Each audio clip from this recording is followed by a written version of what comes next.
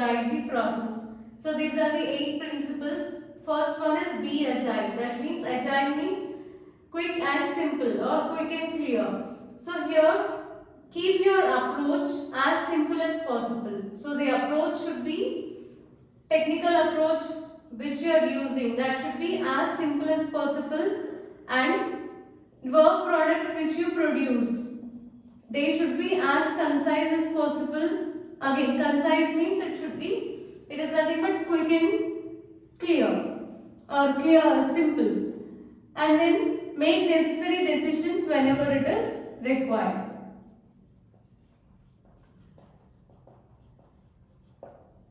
So what is be agile? So here you need to keep your approach as simple as possible, and the work products which you produce, they should be as concise as possible. Again, they should be simple or they should be clear, and make necessary decisions whenever it is required. Then focus on quality at every step. So here the exit condition of every process, activity,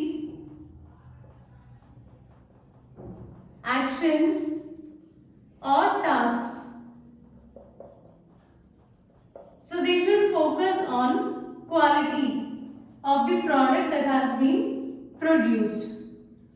So the exit condition of either the process, activity, action or task, they should mainly focus on quality of the product that has been produced. Be ready to adapt. So here when necessary, so you need to adapt to the changes or adapt to the constraints imposed by the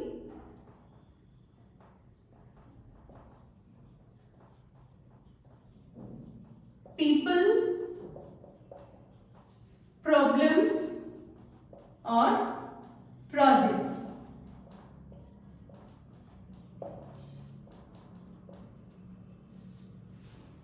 So adapt your approach to constraints imposed by either the people, problems or projects. Fourth one is build an effective team. So always build an effective team, so which has trust and respect among themselves. So team members, they should have trust and respect among themselves.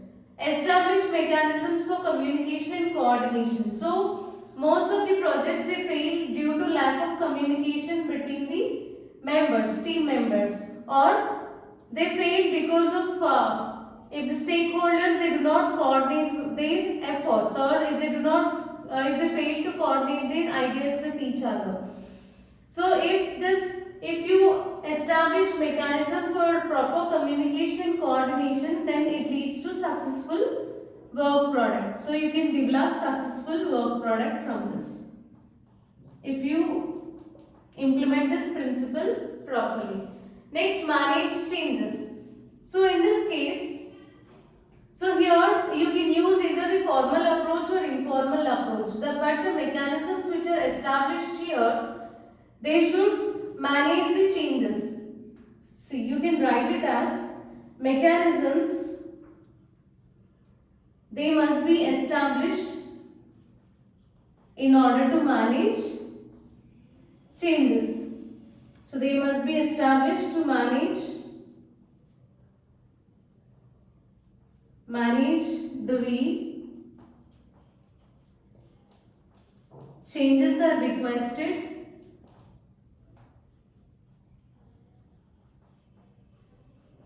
assessed, approved and implemented. So here, first establish mechanisms in order to manage the changes. So changes are requested by customers, right? So first you need to go through the changes and then assess the changes. So after assessment, approve the changes, and finally once we get approval, those changes can be implemented. Next, assess risk. So lot of things may go wrong while developing the software product.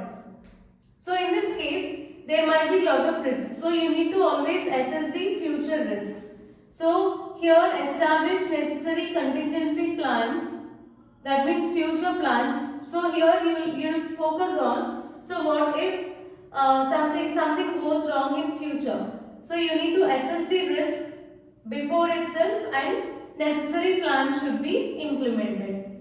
And the last one is create work products that provide value for others. So as a part of this software engineering task, so work products which are developed as a part of this software engineering task, they usually go to other members in other teams. So if you take different models which we considered before, either waterfall model or any other models. So what is the process which we use there? So first we'll collect features or functions. So we'll find out features or functions. That is nothing but during the requirement analysis phase or requirement gathering, we'll gather the necessary requirements.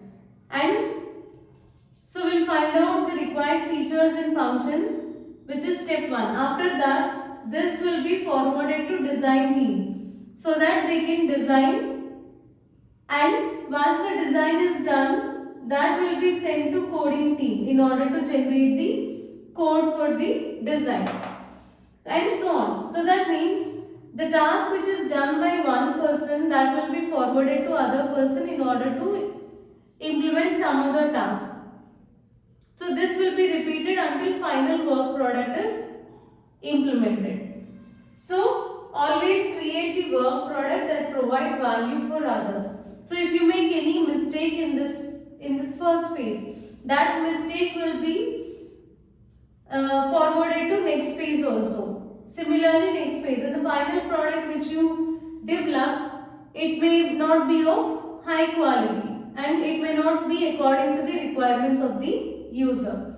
So this feature or this principle is very important. So create work products that always provide some value for the others.